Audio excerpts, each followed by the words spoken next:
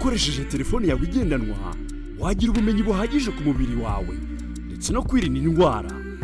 Muganga Honorani yabategura inyigisho mu kumenya umubiri wawe bizagufasha kuwitaho. Inyigisho ku ndwara zandura n'izitandura ndetse na coronavirus. Inyigisho ku mirire bizagufasha kumenya imirire iboneye ndetse no kurwanya indwara zikomoka ku mirire mibi no kugwingira. Inyigisho z'uburyo wakwiyambura ububata ibyo bita addiction harimo n'ibiyobyabwenge. Ubuzima bw'imyororokere bizagufasha mu kwirinda indwara zandurira mu mibonano mpuzabitsina ndetse no kuboneza urubyaro hirindwa inda zita. Turabasuje tubaye ikaze mwese mukomeje kujyana ibiganiro bya Good Rich TV aho murero hose impande n'impande, abari mu majyaruguru, abari mu majyepfo, ibirengerazuba ndetse n'ibirengera bwaryo. Mujyi wa Kigali ntabwo dushobora kubibagirwa nk'uko muri kubibona cyangwa se dusanzwe aya masaha nayo ikiganiro ubuzima bwawe mu biganza byawe, aho tuba tuganira ku bijyanye n'imibiri yacu ikora ite, warinda gute imibiri yacu cyangwa se warinda gute indwara imibiri yacu, wagira gute ubuzima bwiza kandi buzira umuze. Tukaba ndi kumwe na muganga William aho agenda baganiriza cyangwa se basobanurira ku bimwe bibazo bimwe na bimwe muba mwagiye mudusaba cyangwa se mushaka kumenya ku bijyanye n'ubuzima bwanyu, ku bijyanye n'imihindagurikire y'imibiri yanyu. Ibi byose rero niyo mpamvu tuba twicaye hano kugira ngo tubaganirize cyangwa se tubasobanurire uburyo ushobora kwirinda cyangwa se n'uburyo ushobora kuba wafata umubiri wawe, se warya iki. Iki kiganiro niyo mpamvu kiba kiri hano. Iki kiganiro rero giterwa inkunga na Good Rich Life Care, aho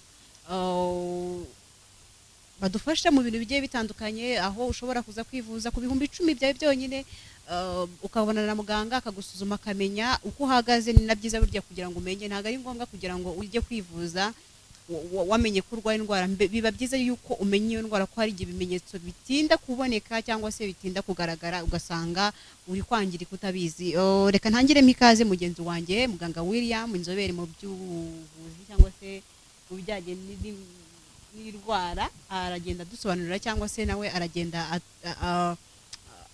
araza kuza kudusobanurira ku by'uyu munsi ibyo twateganyije kuvuga, ku byo mwadusabye. Reka ntangire mu ikaze. Mwiriwe neza muganga? Mwiriwe neza Anje. Meze neza?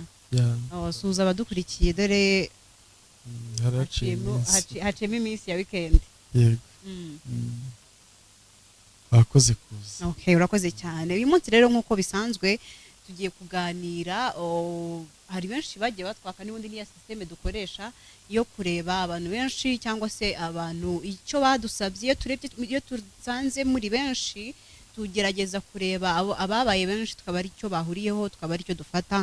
Uyu munsi rero tukaba tugiye kuganira ku ndwara cyangwa se ku ndwara ya sida. Indwara ya sida abantu benshi ndakeka ari ubwa mbere tugiye kwiganiraho hano, ubwa mbere ngenewe tugiye kwiganiraho. Ntabwo dusanze tuyizi, ariko abantu benshi hari igihe rimwe na rimwe bayibeshyaho bitewe n'uko ubundi twebwe twakuze tutazi cyangwa se batubwira ngo sida nta rukingo, nta muti ndetse ntinarebeshwe ijisho. Niko twe twakuze tubizi, kandi ni nako akenshi ubona yuko biri. Iyo urebye usanga ari indwara yajaje isi cyangwa se yari ihangayikishije isi, kuko iyo urebye usanga abantu miliyoni 38 abo bantu harimo n'abuzi barazahajwe cyangwa se baranduye sida, ugasanga 770 barahitanywe nayo. Urumva rero ni indwara, ni icyorezo ubona gishobora guhangayikisha cyangwa se gihangayikishije isi mu myaka y'ubu ngubu ndetse n'iyatambutse, usibye ko ubu ngubu bishobora kuba byaragabanyije ubukana bitewe n'imiti yagiye iboneka igabanya ubukana. Ariko kuri ubu ngubu ukaba urebye mu myaka ya 80 kuko niho indwara ya sida yagiye igaragara, niyo abashakashatsi batangiye kuvumbura ko ari indwara ya sida. Kwa kundi bakora ubushakashatsi niho iyo ndwara yatangiye kugaragara. Ugasanga rero ni ikintu umuntu aba agomba kumenya, kwitondera. Nibyo tugiye kuganiraho uyu munsi. Ntujye kure ya televiziyo yawe, icyo usabwa ni ukuza kudukurikirana kuva ku itangiriro kugeza dusoje, aho tugiye kuganira nyine ibintu bigiye bitandukanye. Wemerewe kubaza, ushobora kujya kuri ekara yawe ukareba nimero ushobora kuduhamagaraho, niyo ngiyo iri kuri ekara. Ushobora no kunyarukira ku rubuga ushobora no kujya kuri telefone yawe aho ahandikirwa cyangwa se aho downloadingira application zawe cyangwa muri App Store ukadownloadinga application yitwa Goodreach ukadukurikirana aho waba uherereye hose, waba uri mu kazi hari hose, ntabwo bisaba kujyana ekara. Ushobora no kutwandikira ubutumwa bugufi, ushobora no kuduhamagara. Hanyuma rero reka dutangire twibaza, ubundi iyo bavuze indwara ya sida, ubundi ni sida, hari abantu bumva HIV bakumva sida niba bitandukanye, ubundi ibyo bintu bihurira hehe? Murakoze Ange ndetse n'abadukurikiye bose, dukomeza tubaha ikaze mu kiganiro. Ngira ngo ubwo utari uri hano mu minsi itambutse, yego, higeze kubaho umunsi wizihizwa ku isi yose wo kurwanya sida. yego, Twavuze hano kuri televiziyo Goodreach, turavuga turaganira, ubuhamya buratambuka, ibirori bicaho, ubwo ndetse umwe mu bayobozi b'ikigo nka Goodreach Group yari yagiye i Butare kwifatanya n'urubyiruko mu kurwanya icyorezo cya sida ku isi. Niho uwo munsi mukuru bari bawizihirije. Hano twagize ikiganiro kirekire kuri sida ndetse ubwandu bw'agakoko gatera sida muri rusange. Uyu munsi rero kuko byifujwe na benshi, tugasanga bikwiye ko tubivugaho, twongeye kugaruka kandi kuvuga ku bwandu bw'agakoko gatera sida ndetse n'uburwayi bwa sida. Turabivuga nka Goodreach Life Care kuri Goodreach Television, tugaragaza uburyo sida yakwirindwa, uburyo sida yavurwa, ndetse n'uburyo n'izindi ngamba zose zafatwa kugira ngo sida dufate iya mbere mu kuyirwanya, ndetse duhe n'abantu amakuru twifuza ko bamenya, amakuru bakeneye, amakuru biteguye kwakira nk'ibintu bidasanzwe. Njya mbivuga ko ari byo bitwicaza hano. Ubwandu bw'agakoko gatera sida ndetse na sida ni ibintu bibiri bitandukanye. Ku nsanganyamatsiko icyo gihe twe dufite, turavuga ngo ni gute wabana n'ubwandu bw'agakoko gatera sida ariko ntuzarware sida. Bivuze ngo hari ubwandu ubwabwo ni kimwe, cya kabiri hari uburwayi bw'indwara yitwa sida. Mu bisobanuro birambuye n'ubundi biratandukanye. Imwe ni virusi ifata umuntu igafata ubudahangarwa bw'umubiri. Indi ni indwara, ni uruhurirane sida, ubwo navugaga kuri virusi HIV, nkavuga rero no kuri sida, ni uruhurirane rw'indwara zitandukanye zifata umubiri kubwo gucika intege uba wagize zikamuzahaza, ndetse izo ndwara zikaza zitwa ibyuririzi, bije kubera habayeho agakoko gatera sida. Aha rero duhari kandi dushaka gusobanura byimbitse, ngira ngo ku buhanga bw'ibyuma baratuzamurira amwe mu mashusho harimo uburyo sida ipimwa, kugira ngo abe ariho mpera nongere nkangurire abadukurikira muri iki kiganiro, cyane cyane urubyiruko, kuko aribwo twasanze muri ibi bihe rwugarijwe kandi rufite imibare myinshi iri kugaragaramo ubwandu bw'agakoko gatera sida, kugira ngo tubabwire ko ayo mateka, ubwo buzima buri kubaherana bidakwiye. Mu myaka yashize nk'uko wari wabivuze, iyo umuntu yanduraga ubwandu bw'agakoko gatera sida, habagaho akaga gakomeye ko kubyakira.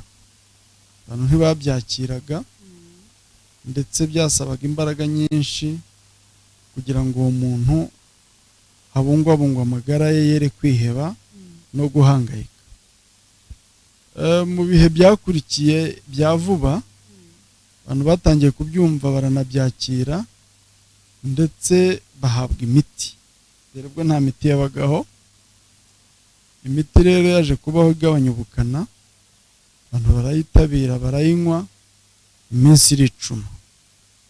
Ubu benshi mu bayitangiye ikiza ubwo ni hagati ya 90 n'ibihumbi 2000 iyo miti yabonetse ndetse urebye neza wasanga ari nyuma ya 94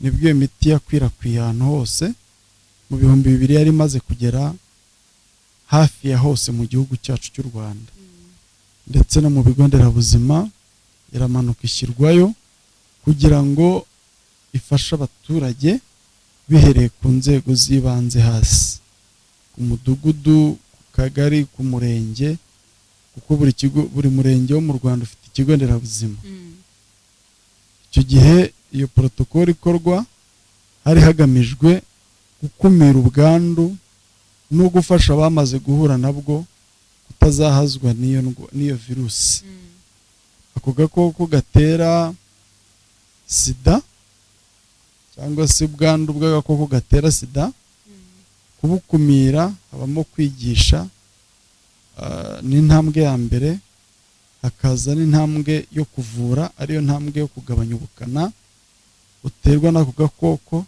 aho abantu bahabwa imiti igabanya ubukana iyo protokoli rero yabaye nziza cyane mu Rwanda igeraho ikorerwa icyo bita approach cyangwa se ikorerwa indi protokole cyangwa ikorerwa ubundi buryo bwiza bwo kwiyegereza abaturage aho n'abajyanama b'ubuzima babaye impliqué muri icyo kibazo abatwitorera mu midugudu tubana nabo mu masibo bahabwa amakuru yuzuye ku bijyanye n'iyo miti igabanya ubukana ndetse aba bana n'ubwandu ntibaba bakibigira ibanga batangira kwigaragaza mu mashyirahamwe aho bahurira mu makoperative abajyanama b'ubuzima barintervena ubu imiti itangwa mu buryo buri systematique aho umujyanama w'ubuzima ashobora kuyitanga ayihawe na muganga of course akayigeza ku murwayi aho umurwayi ashobora gutuma uwo bita pare cyangwa marene abo ni abantu baba baratowe kandi barashyizweho banazwi nk'abantu bashobora gufasha cyangwa bashobora kuba abajyanama baba abantu babana n'ubwandu byaje rero kugira isura nziza ubwo umuntu wamaze kugaragara ko yanduye agakoko gatera sida akabibona akabyibonaho yahitaga afatwa en charge cyangwa yakirwa n'ababishinzwe abaganga babyize abafatanyabikorwa b'ibigo nderabuzima barabahuguye bongera ku bumenyi basanga bwo mu mashuri bagira amakuru yuzuye mu buryo bwo gutanga iyo miti igabanya ubukana ubu icyo kibazo cyabaye amateka mu Rwanda ndetse n'intambwe ikomeye igihugu cyagezeho aho umuntu umaze gupimwa wese bikagaragara ko afite ubwandu bw'agakoko gatera sida ahita ahabwa imiti igabanya ubukana kugira ngo ejo bundi bitazamugiraho ingaruka zirenze kuba abana n'ako gakoko gatera sida akaba ariyo rero nsanganyamatsiko yacu y'uyu munsi ivuga ngo ku bana n'ubwandu bw'agakoko gatera sida ariko ukarindwa cyangwa ukirinda kurwara sida kuko kubana n'ubwandu bw'agakoko gatera sida by'ubwabyo navuga ngo ntacyo byari bitwaye ariko nuko biganisha ku burwayi bwa sida bityo rero ikitwicaje aho uyu munsi ni ukubwira abantu ko bishoboka cyane ko wabana n'ubwandu bw'agakoko gatera sida ariko ntuzigere urwara sida birashoboka cyane ko waba waragize bimwe mu bimenyetso kuko syndrome bivuze uruhurirane cyangwa association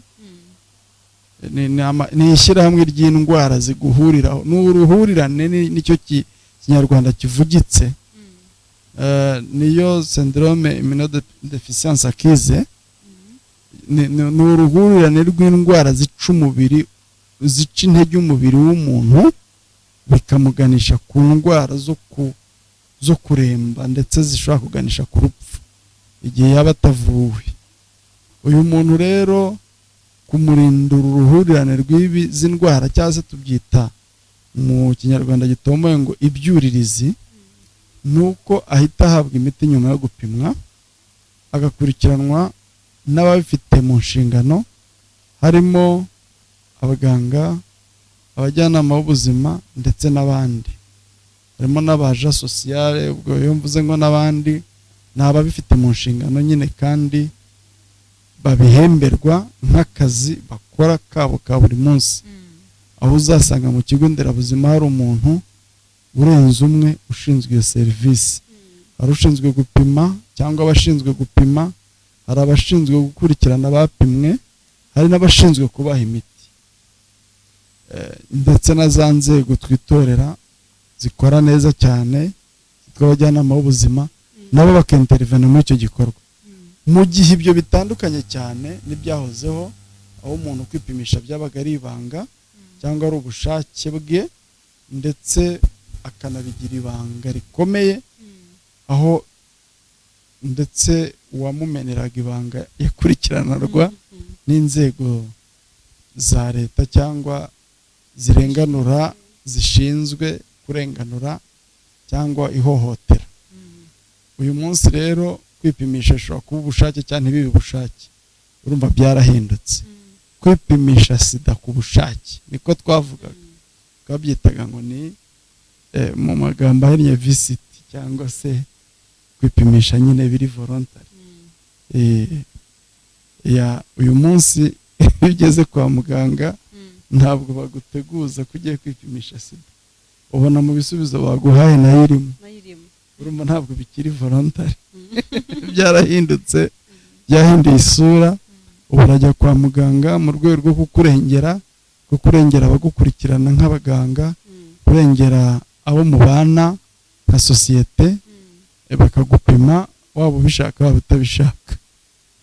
Ngira ngo ntabwo rero bikiri ubushake, nubwo iyo serivisi itavuyeho.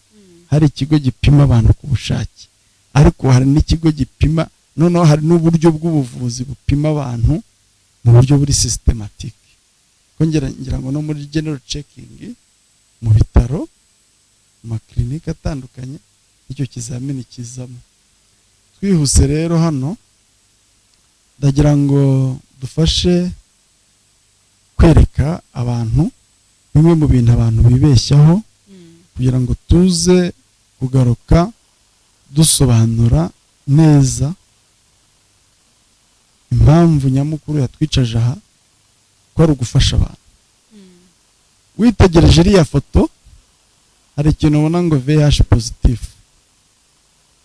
Ngira ngo ubushize iriya foto nigeze nshaka kuyipositinga, ariko mba nifasheho gato.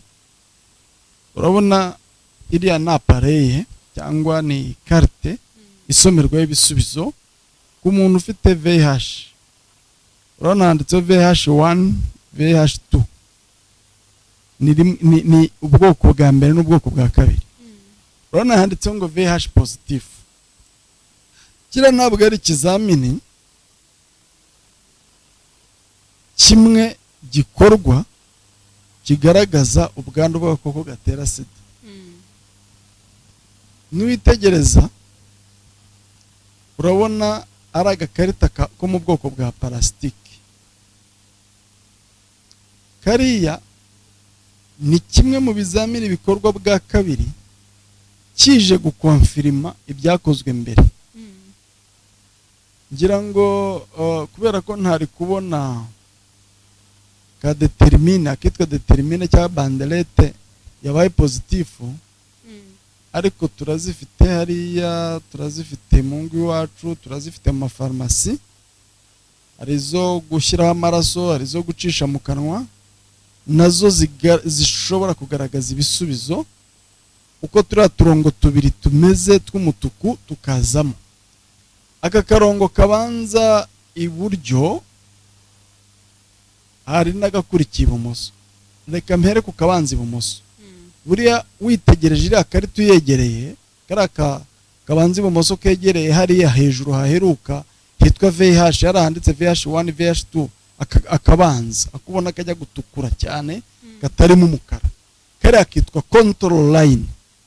Control line cyangwa se umurongo ushinzwe gukontorora, ni umurongo ushinzwe kugaragaza ko iriya test yakozwe neza kandi ari nzima.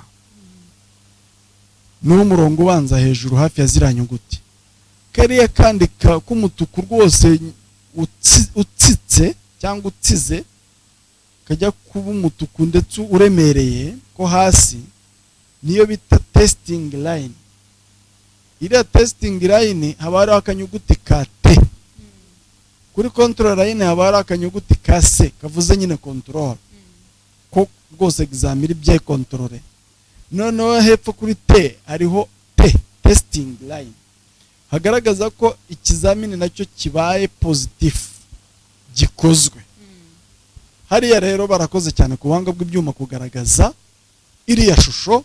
Nifuza ko buri muntu wese yayireba akayitegereza ndetse akayifata mu mutwe kugira ngo tubashe gusobanura ibyo turi kuvuga neza, abantu bumva ibyo ari byo. Kimwe n'ibindi bizamini byakozwe mbere ya kiriya ni icya kabiri, kizari ikizamini cya kabiri kije gukonfirima ikizamini cya mbere. Ikizamini cya mbere gikorwa ku kantu kameze nk'agapapuro gakomeye nk'agakarito cyangwa agaparasitike ukita uko ushaka, ariko kitwa banderete cyangwa determine. Kariya abantu benshi bakoresha babona mu mafarumasi, cyangwa kandi ko kunyuza mu kanwa, byose bizazaho turiya turongo tubiri igihe biganisha ku gisubizo cyitwa ubwandu cyangwa positif. Abantu benshi babyibeshyaga bavuga ngo positif ngo ubwo nukuvuga ngo ni ikintu kizima, kuko positif nyine biba bivuze ngo ibintu byiza biri positif, biri perfect. Bitandukanye rero mu kiganga, positif kuri HIV ndetse n'ibindi bisubizo byinshi biba bigaragaza ngo hari presence, hari ikintu kirimo, kirahari, kiri positive kirimo, negative ntigihari. Yego, mu gihe mu bundi buzima busanzwe negative bivuze ikintu kidahari. Yego, cyangwa se kiri clean, kiri birumvikana. Reka nsobanure mbwira abadukurikiye ko impamvu ibi tubirimo urubyiruko runini, igice kinini cy'urubyiruko byagaragaye ko mukora ibizamini. Barakora ibizamini cyane, kandi ni byiza gukora ibizamini, ariko murabikora nk'abantu bafite ubumenyi cyangwa murabikora mu buryo buri abuse, mu buryo buri funny, mu buryo bubabaje, busekeje, butangaje? Mbivuze kubera ababitubajije. Iriya determine akenshi virusi kuzakoraga mbere iziriho ubu zitwa kombo zo mpamya ko zibasha gufata cyane virusi ya sida, nubwo nazo zisaba confirmation, ariko izambereho gato nanjye nkibipima, kuko aho ndi hano mbipima ku bushake, ntabwo mbikora nk'akazi. Twasangaga virusi iyo ari yose, reka tuvuge ibicurane, reka tuvuge iy'umwijima, reka tuvuge n'izindi virusi, ko zabaga positif kuri kariya kazamini ka mbere, kariya bita determine, kariya bita banderete, kakandi ugura 100,000 se muri farumasi, kakandi ukura ku kigo nderabuzima se, kakandi nyine kare bugutera ahubwo guhaguruka ngo ujye kwipimisha. Uturera abantu benshi baradufite.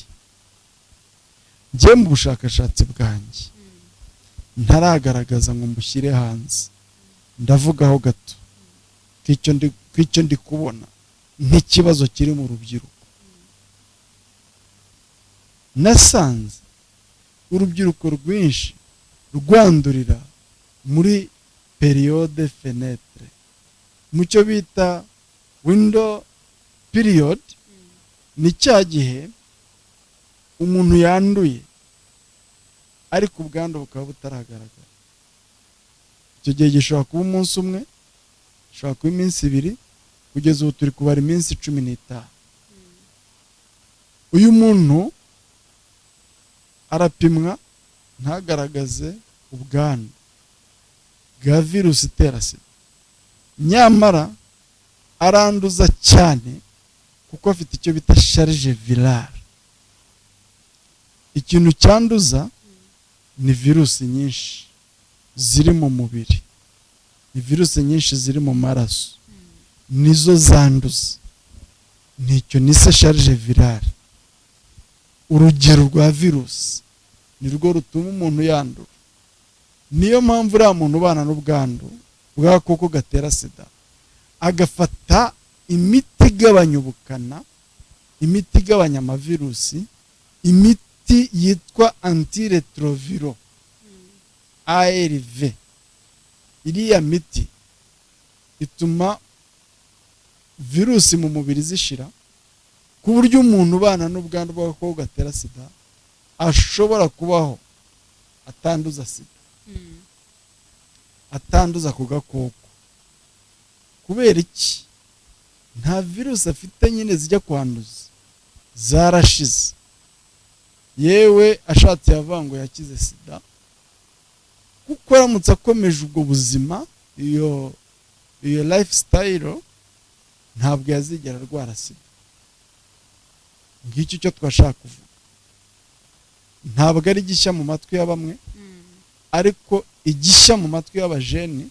Nshaka ko bazakurikirana iki kiganiro haba ku ma YouTube ndetse n'abicaye badukurikiye, nuko uwo muntu uri kugupima nawe akipima, mugakora imibonano mpuzabitsina idakingiye, ejo hashize yavuye kwa kanaka ubana n'ubwandu bw'agakoko gatera sida, ndetse bararyamanye yaramwanduje. Uyu muntu yahuye n'ibyamukomerekeje bishobora kumwanduza ubwandu bw'agakoko gatera sida, ndetse yaranduye.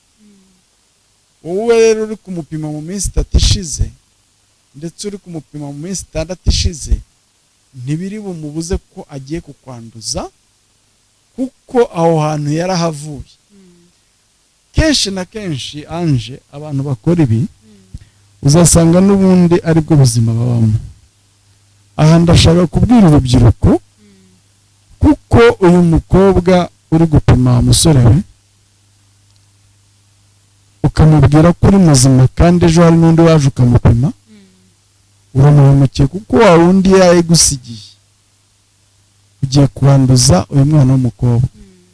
Kandi dore ko nawe utanabizi rega, kuko wa wundi yayigusigiye yaravuye kwa kanaka ayizanye. Uramupima ntiwayibona, mukoreraho, burakeye n'undi araje nawe uramupima. Dore akagaho kari rero. Uyu muhungu agiye kwanduza uyu mwana w'umukobwa atazi ko amwanduje, kuko nawe ntazi ko yanduye, kuko n'ejo yaripimye. Ariko ejo yipimye bigenze bite? Agiye guhura n'umukobwa uvuye kuyizana. Umukobwa nawe yarazi ko ari muzima. Nguru uruhererekane rw'uburyo abajene bari kwandura, aho mugenda mukagura turatuntu muri farumasi, ugakubita mu kanwa, ukanyuza ku ishinya uko twabibabwiye, rimwe iburyo, kabiri ibumoso, hasi nanoyeho rimwe, ukazenguruka ugasohora ugashyira muri diriwa, ugategereza resulta, ukabona rwose iri perfect negative, ariko virusi mu mubiri zirimo nyinshi. Bivuga ko umuntu wanduye mu masaha 72 ashobora kwanduza cyane virusi itera sida, kuko nibwo virusi ziba ziri gukura mu mubiri ari nyinshi. Bityo umuntu yanduza cyane no kurusha usanzwe arwaye, ufite ubwandu bw'agakoko gatera sida, ubumenyereye ubana nabyo. Uyu muntu we yanduza cyane, kuko virusi bigeze mu maraso mashya iri kwimultiplier, iri ku muvuduko ukabije cyane. Bityo uyu muntu aranduza cyane. kuko nawe aba aribwo acyandura kandi nta muti arafata, bityo nyuma y'amasaha 72 aba ari kwanduza cyane ko virusi ziba ziri gukura cyane. Ari n'ahandi tuvuga ngo igihe uyu muntu akeka ko yanduye amasaha atararenga 48 ashobora kwirinda ko izi virusi zakwimilitipuriye, aho bamuha, aho ahabwa n'inzobere, aho ahabwa no kwa muganga ya miti igabanya ubukana, akayifata igihe cy'iminsi iteganyijwe ni iminsi 30. uwo ni mu gihe cy'ukwezi. Yego, ariko akeka ko yagize ate yanduye cyangwa se uwo baryamanye igihe apimwa agasanga afite ubwandu. Ibi rero mbivuze kugira ngo urubyiruko rudukurikiye ndetse n'abatari urubyiruko, hari n'abantu bakuze babikora, ntabwo ari byo, nta nubwo tubyemera mu buvuzi ko umuntu yapimwa rimwe ngo agaragaze ko adafite ubwandu.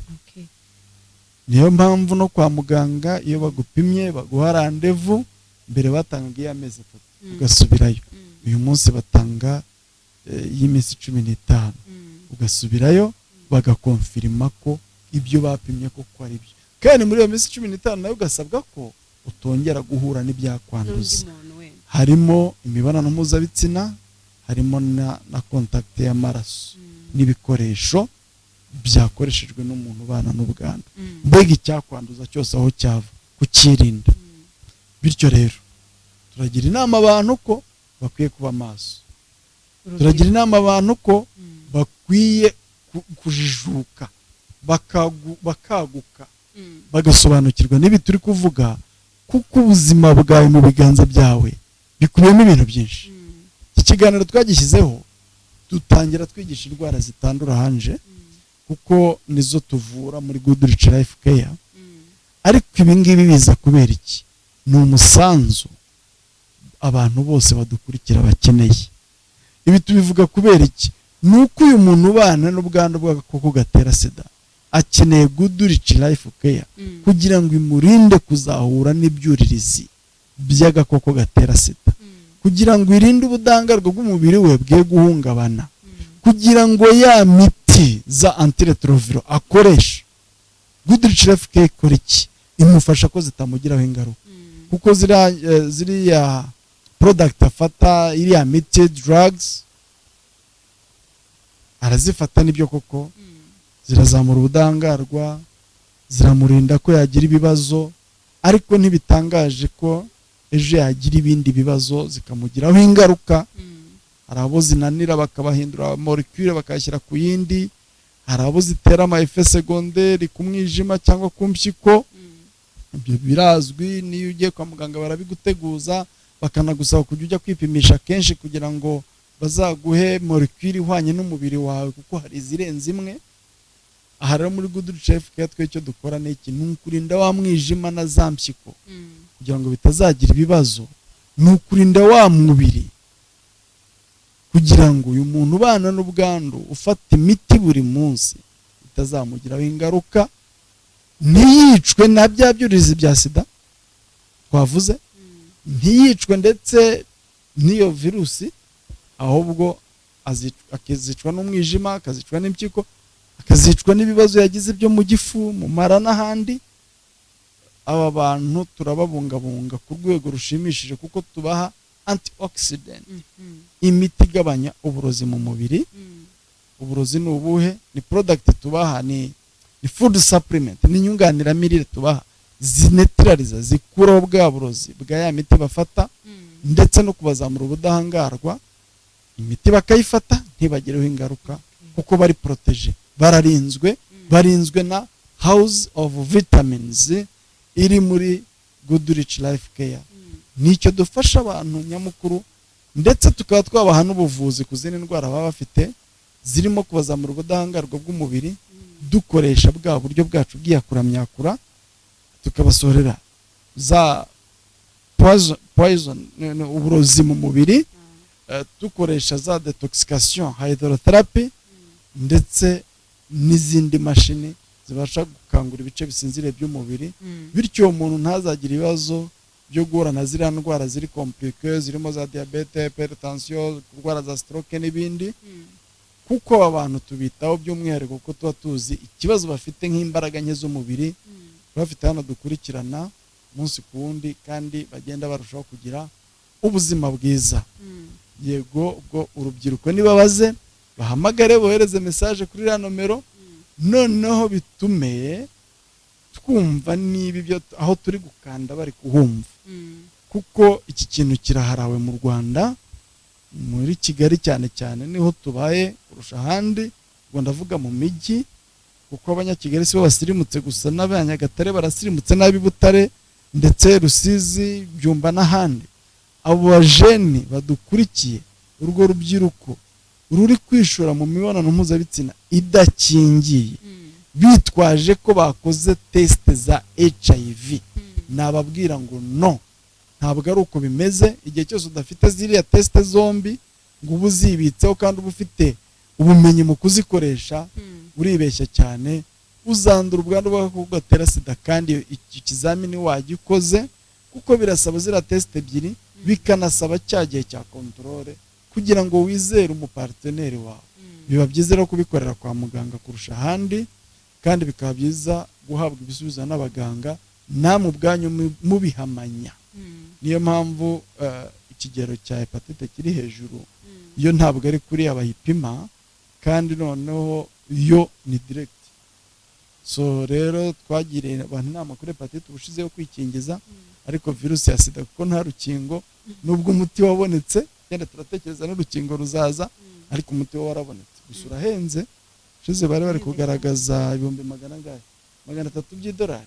Yego, miliyoni 300 ni bakeya bazibona, gusa turabizi ko umuti yenda uzagera n'inaha abantu bakawubona, ko n'imiti igabanya ubukana nitwe tuzi ko izaza, yaraje yarahageze, tangira benze bikarangira bimanuka, kuko nta wari uzi ko covid twabona inkingo zayo, zirahenze cyane, abaziguze barabizi, ariko uyu munsi turi kuzibona kubw'inkunga ya leta y'u Rwanda. So n'ibindi rero bizagenda neza, muhumure, ariko tunakumire ikibazo. Okay. Virusi itera sida cyangwa se HIV nk'agakoko gatera sida, nkuko amaze kubidusobanurira, nk'urubyiruko cyane twaje, cyangwa se nawe urebye usanga urubyiruko akenshi aribo babakunda kugira ibyo bibazo, cyangwa se bakunda no kuyikwirakwiza, nabo bafite ibyo bipimo biri hejuru cyane cyane, kuko iyo urebye usanga kuko waramungani niba avuye kwa kanaka agera kwa kanaka, yakoresheje bwa buryo bwo kwipima, agiye muri farumasi akagura ka gateste ko kwipima, iyo asanze mugenzi we nta kibazo afite, aba yumva ibintu ari amahoro. Kandi tumaze kureba ko byibura ushobora kwipimisha 3 kugira ngo ubashe kabiri kugira ngo ube sure ni iminsi 15 ashira ukongera. Hanyuma rero ndi kubona abantu bari guhamagara, reka tubanze dufate akaruhuko, twamamaze, turagaruka mu kanya dukomeza. Mukomeze mwandike ubutumwa mubaza ibibazo mushobora kuba mwakibaza kuri aka gakoko gatera sida, cyangwa se kuri ino ndwara ya sida, kugira ngo ubashe kuyirinda. Birashoboka ko waba ufite HIV ariko ukabasha kwirinda kurwara iyo ndwara ya sida, nabyo birashoboka. Turagaruka mu kanya.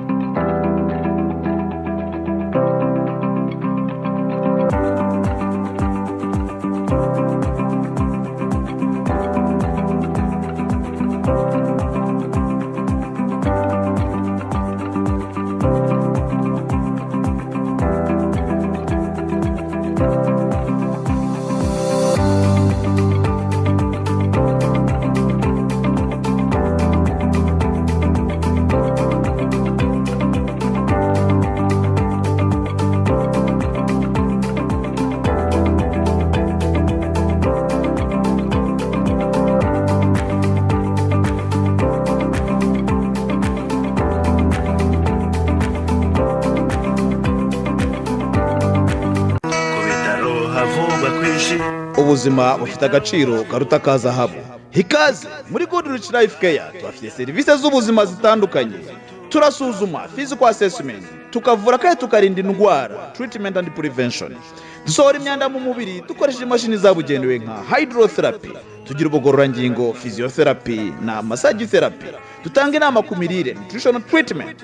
Ku bindi bisobanuro waduhamagara kuri 0783 27 73 cyangwa 0783 77 wahamagara kandi kuri 0783 456.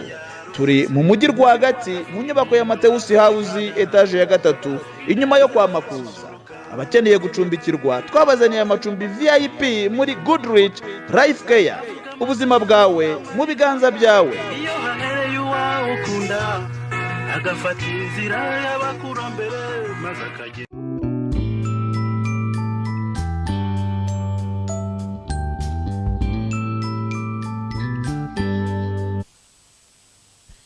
Yes, iyi ni Goodrich TV mugikomeje kukurikirana ubuzima bwawe mu biganza byawe. Nicyo kiganiro mukiri kureba hamwe nanjye Ange ndetse na muganga William. Twari turi kwibaza cyangwa se turimo tuganira ku ndwara cyangwa se ku gakoko gatera sida, HIV. Koko ushobora kuba wagira HIV cyangwa se agakoko gatera sida bikaba byakurinda cyangwa se ushobora kwirinda kurwara sida mu gihe ufite agakoko ka HIV. Niyo tanganyamatsiko yacu nkuko twagiye tubivuga.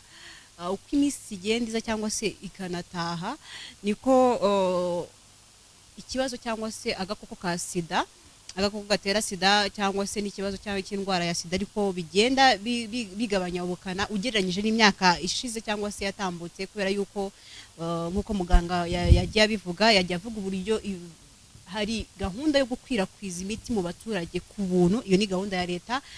Ugereranyije n'ibindi bihugu rero ntago hari ibihugu ko sira miti igurwamo bakayigura, ariko twebwe dushimire leta yabanje kugurwa. Mu Rwanda babanje kuyigura ariko leta ibona yuko nyine koko bikwiriye, nizaki yabagenda baha abanyarwanda nyine babonye yuko bikwiriye. Yari nahenze cyane ku buryo byaragoraga cyane. Bari kuyigondera bari bake cyane, ariko reka dushimire umubyeyi nyine leta niwe wabikoze. Hanyuma rero iyo ugerageje cyangwa se kurira muri bihugu bya Afrika byugarijwe n'iki cyorezo, usanga Botswana, ugasanga Namibia, ugasanga South Africa, usanga Zimbabwe ari ibihugu byugarijwe cyane cyane n'iki cyorezo cyangwa se n'ino ndwara.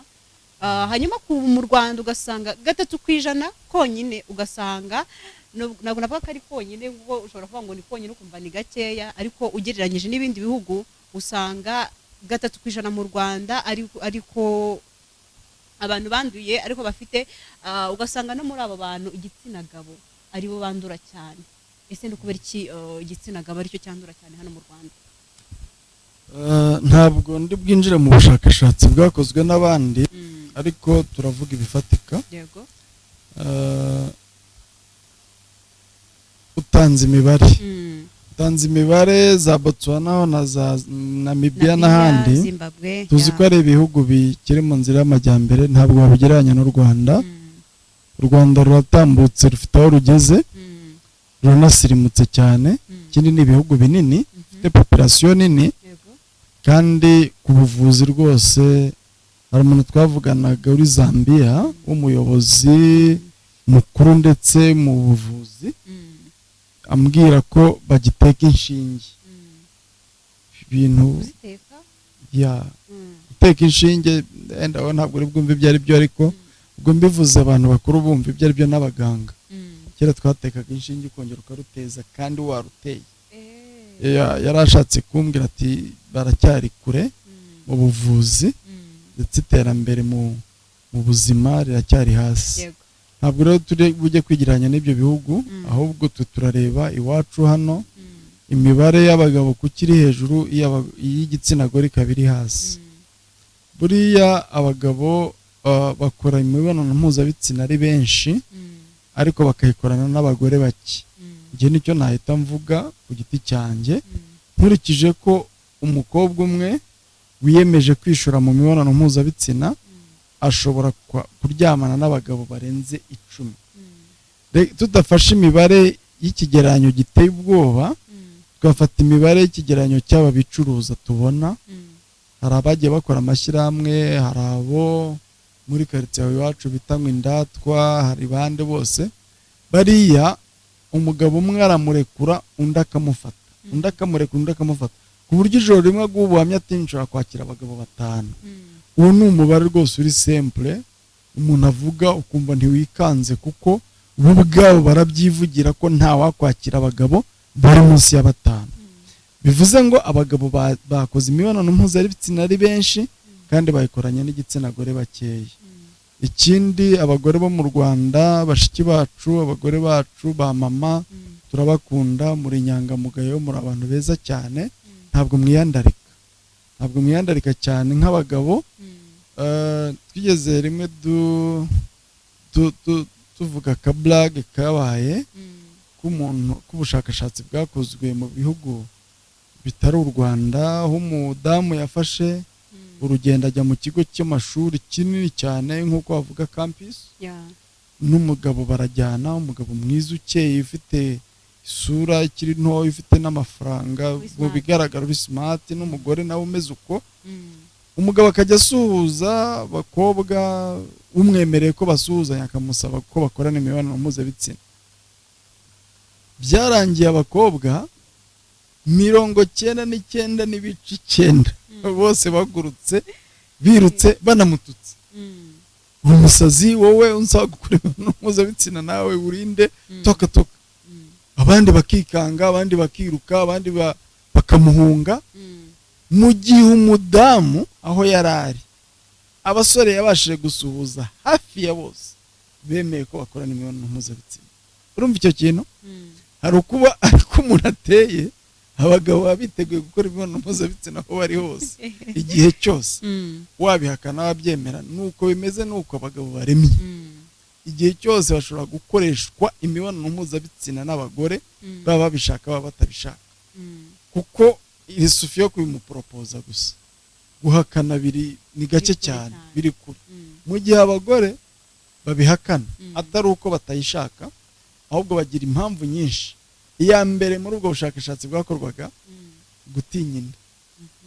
Abagore batinya inda, batinya kubyara inda batateganyije, mu gihe abagabo badatinya gutera inda.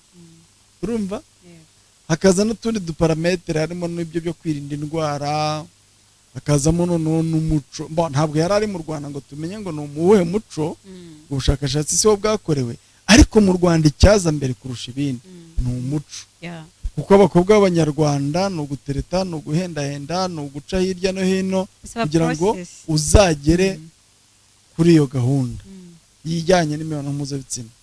N'abicuruza pe barabikora nibyo, ariko biragoye ngo ubone umukobwa w'umunyarwandakazi ari gusambanywa n'abagabo barenze umwe icyarimwe. Biragoye, nubwo ariho biri kuganisha, basigaye babigerageza bakabikora n'abagabo, bakaba babikora, kagira abakobwa barenze umwe asambanya, nubwo baba batanabishoboye by the way. Ariko igitsina gore kibasha kwakira abagabo benshi, mu gihe umugabo umwe atari capable kwakira abakobwa benshi.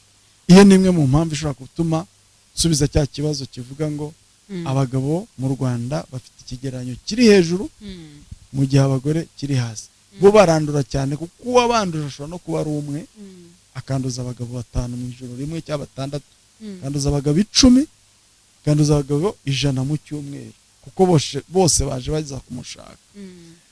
Amaguriro y'indaya arahari, sinzi protokole ya leta ikibitekerezaho, ariko nta maguriro y'abagabo ahari.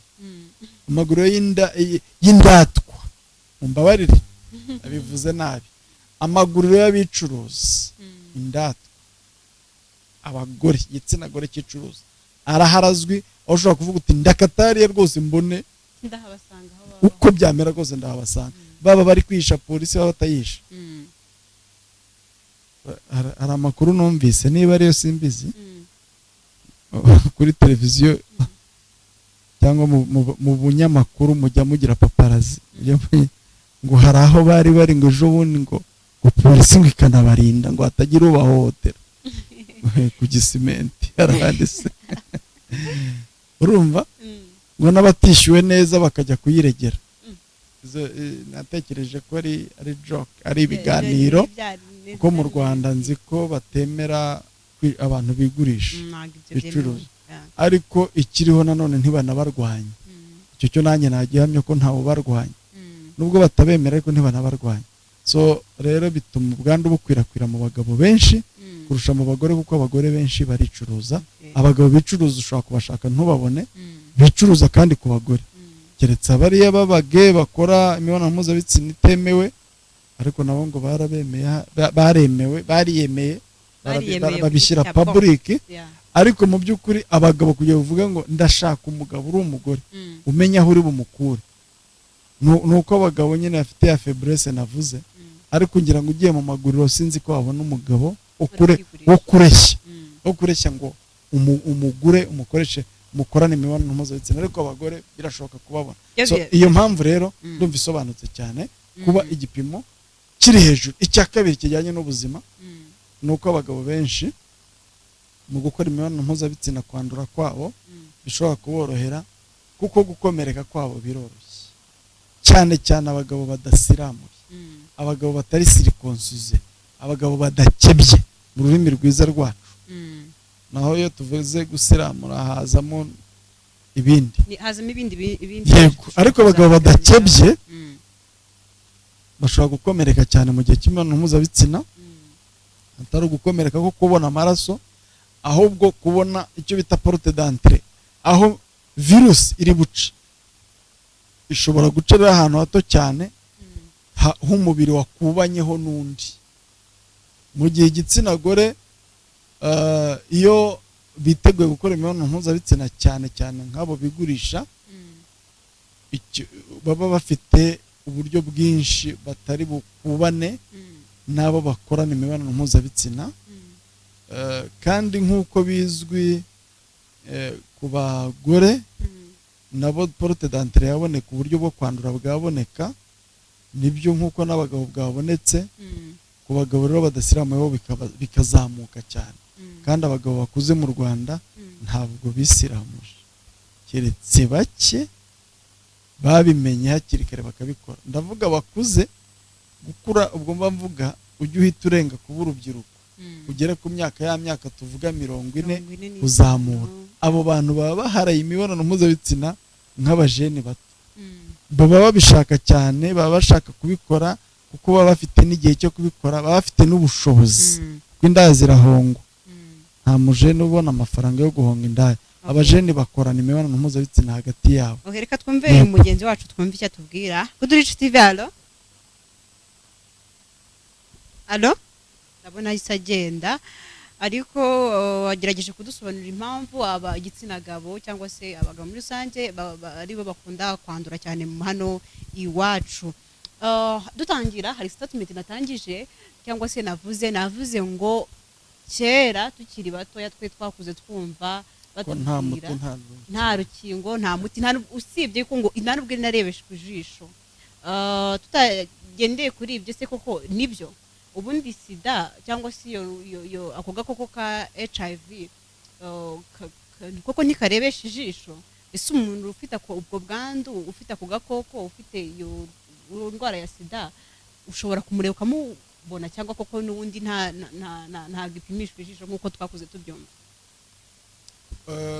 urakoze ni ikibazo kitari kibi ni ikibazo cyiza kuko hari abakeneye gusobanukirwa ese n'ibihe bimenyetso by'umuntu wanduye agakoko gatera sida ntabwo virusi itera sida ipimishwa ijisho nta nubwo uretse no kuba njyewe nakureba ngo mbimenye nawe ubwawe ntiwabimenye kuko ugira icyo bita periode d'incubation cyangwa periode d'invasion nini cyane ndende biturutse ku miterere y'umubiri wa muntu aho ushobora kuba ufite izo virusi zamaze kwimultiplia cyangwa gukura zigakwirakwira umubiri zikaba na nyinshi ndetse cyane bishobora kugaragara bigendanye n'imiterere yawe y'ubudahangarwa bw'umubiri wawe kuko iyi virusi itera sida ifata umuntu gusa ntifate ibindi biremwa yibasira cyane uturemangingo tuzwi ku izina ryatwo utwo bita CD4. Iyi CD4 cyangwa utu turemangingo dufite izina ryatwo, nagira ngo mpite mbibutsa ko hari n'utundi turemangingo tuba mu mubiri dutandukanye, buri twose tugira amazina yatwo n'ubwoko bwatwo. Nitwo rero virusi itera sida igenda ishaka. Utu rero dufite umumaro munini mu kurinda umuntu ibintu byinshi bitandukanye, cyane cyane indwara z'uruhurirane. Izi serire rero cyangwa utu turemangingo twihariye ni natwo dupimwa kugira ngo bigaragare ngo ubudahangarwa bw'umubiri buri ku ruhe rwego. Utu rero uko dupfa ni nako dukura, nako tuvuka. Ariko iyo virusi yari nyine ikomeza twica nta tuvuka. Keretse iyo haba ubudahangarwa, ya miti igabanya ubukana izamura ubudahangarwa bw'umubiri, noneho virusi nazo zigapfa. Tuba turemangingo tukabasha no kurwana na za virusi nazo zigapfa. Zamara gupfa cyangwa zamara kuba elimine, aho zijya kwihisha, ya miti igadukurikira nayo. Ni isomo rirerire yanje ushobora gushushanya ukagaragaza aho virusi zihita zijya kwihisha, kugeza ubwo za serire zikomeza zirwana ku mubiri. Ni ibintu tutavuga hano ngo birangire muri iyi saha. Ariko icyo nshaka kugaragaza aha nuko umuntu umwe uko yanduye akabigaragaza mu gihe yatangiye guhura n'ibyuririzi, nibwo bwonyine sida ishobora kugaragara. Ntabwo ari kundi bizagenda, kuko bafite ubudahangarwa bw'umubiri bushingiye kuri twa turemangingo n'ise serire zitwa CD4. Ntabwo abantu bafite izingana, nta nubwo bafite, ariko zigira ibipimo. Iyo turi gupima turavuga ngo uyu muntu yageze munsi y'uyu mubare, yahuye n'akaga gakomeye. Uyu rwose serire ze ziri kuri uyu mubare, bivuze ngo nitujya gupima charge virale virusi turasanga ziri hehe, ziri hasi cyane nta nazo, kuko afite ubudahangarwa buri hejuru. Nuko bigenda bibalansinga nabo. Urakoze cyane. Tugana ku musozo w'ikiganiro cyacu, ndabona amasaha yanagiye. Abantu bakomeje guhamagara, ariko kubera ko nyine yaragisobanura, ntacyo mushobora kohereza ubutumwa, dushobora kubasubiza nyuma y'ikiganiro. Reka ariko hari message nabonye atubwira ngo ese ngo birashoboka ko umuntu ufite ako gakoko gatera sida ashobora kubyarana n'umuntu cyangwa se kuryamana n'umuntu ntamwanduze, cyangwa mu gihe itabaye. Yabajije atarumva ikiganiro, icyo kibazo yagisubijwe. Yego, birashoboka ko yabyarana n'umuntu kandi umwana akavuka ari muzima, n'uwo muntu ntiyandure. Byose birashoboka bitewe n'icyo twasobanuye mbere cyitwa kugabanya virusi zo kwanduza. Gusa uyu muntu ntitumugira inama yo kuryamana n'umuntu kuko agomba kubikora, ahubwo tumugira inama y'uko icyo gikorwa cyo kubyara niba igihe kigeze cy'uko abyifuza kandi abana n'ubwandu, kandi akaba ashaka kubyarana n'umuntu muzima, yegera abaganga b'inzobere babifiteho ububasha, bakamuha amakuru ndetse bakamufasha muri icyo gikorwa. Kandi birakunda kandi birashoboka. Urakoze cyane. Nizere ko wanditse ubutumwa ubashije kuba wasubizwa. Ubutumwa bwo ni bwinshi, ariko ndabona amasaha ari menshi, amasaha yadufashe.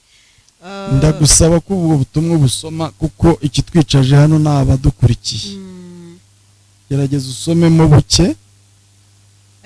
Uyu nguyu yavuze ngo ese birashoboka yuko iyo wafashe, iyo umaze kuryamana n'umuntu cyangwa se ufite agakoko gatera sida, birashoboka ko iyo miti uyifashe nyuma y'iminsi 2 hari icyo byagufasha, cyangwa hari amasaha jana muganga ubifiteho ububasha agufashe ukimara kumenya ko uwo muntu yanduye cyangwa unabiketse.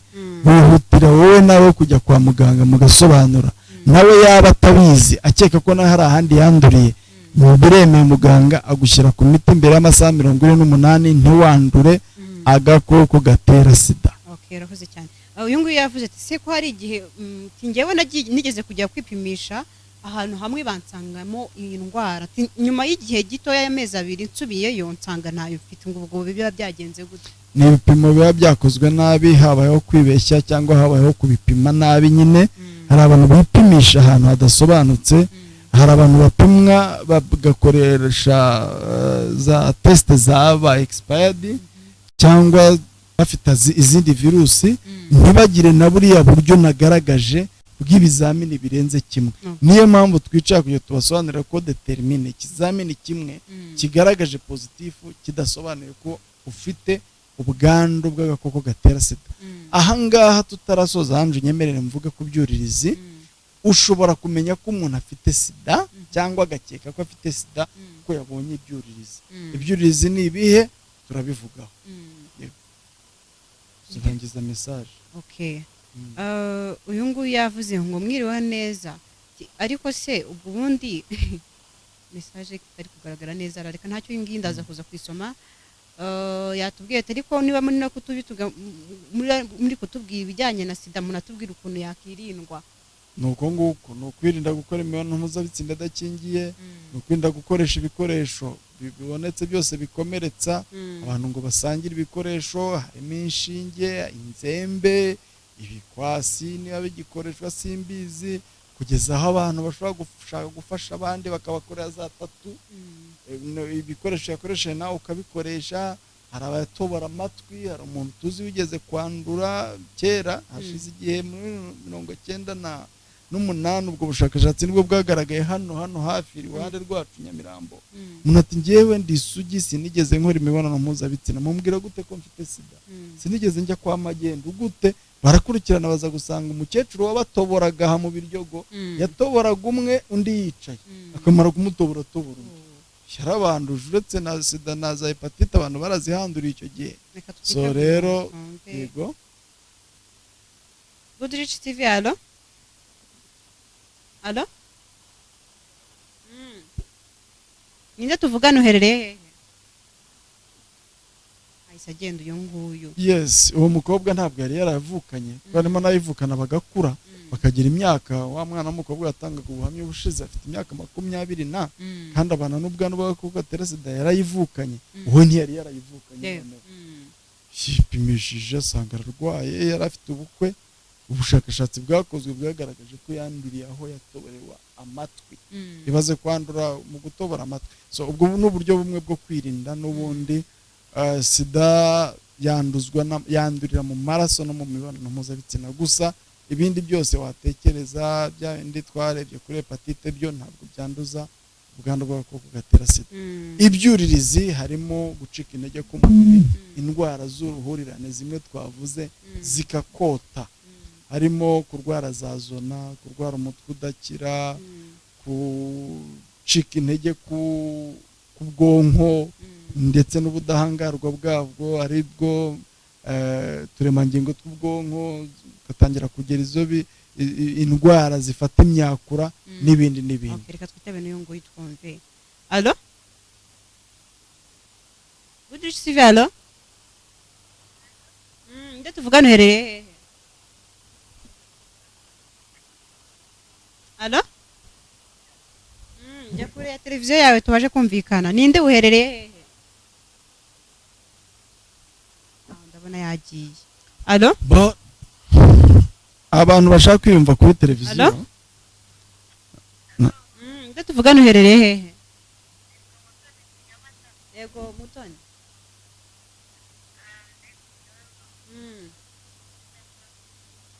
Yego ariko kumva.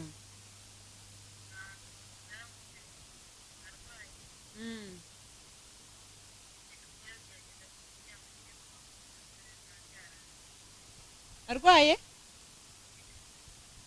infection yiki infection yiki izo mu gitsina. Mutoni uherereye Nyamata agana he?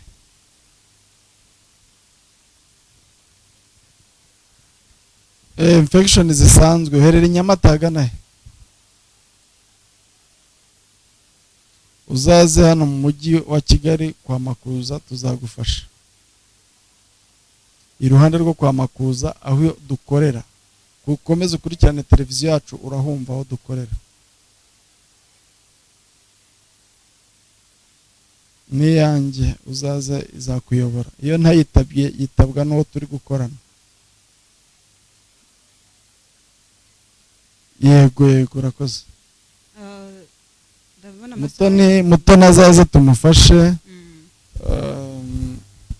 ko indwara idakira ni indwara itavurwa, ni imyumvire.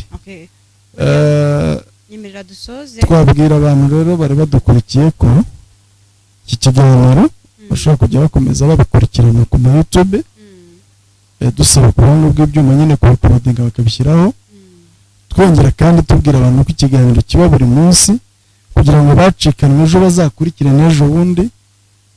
Yego, numva ari ibyo. Urakoze cyane, reka mbashimire mwese mwafashe umwanya wanyu mukurikirana Good Rich TV, by'umwihariko ikiganiro ubuzima bwawe mu biganza byawe. Ngira ngo watangiranye natwe yumvise uburyo twaganiriye cyangwa se n'insanganyamatsiko twari dufite, n'abakangurira kwirinda, kuko kwirinda biruta kwivuza.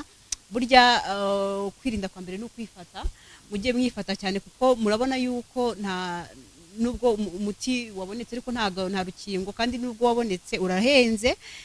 Mureke tugerageze kwirinda, tunarinda abacu, kuko akenshi iyo ushobora kumva ko urwaye ukumva ngo wayisangiza abandi, kandi ni indwara igenda igaca intege umubiri, ikazana izindi ndwara, bigatuma navuga ko iterambere ryandindira muri rusange mu buryo bumwe cyangwa se ubundi. Reka mbashimire mwese mwakomeje gukurikirana ibiganiro bya Good Rich TV. Reka mbakangurire cyangwa se mbashishikariza gukomeza gukurikirana ibiganiro Good Rich ikomeza kubagezaho naho butaha.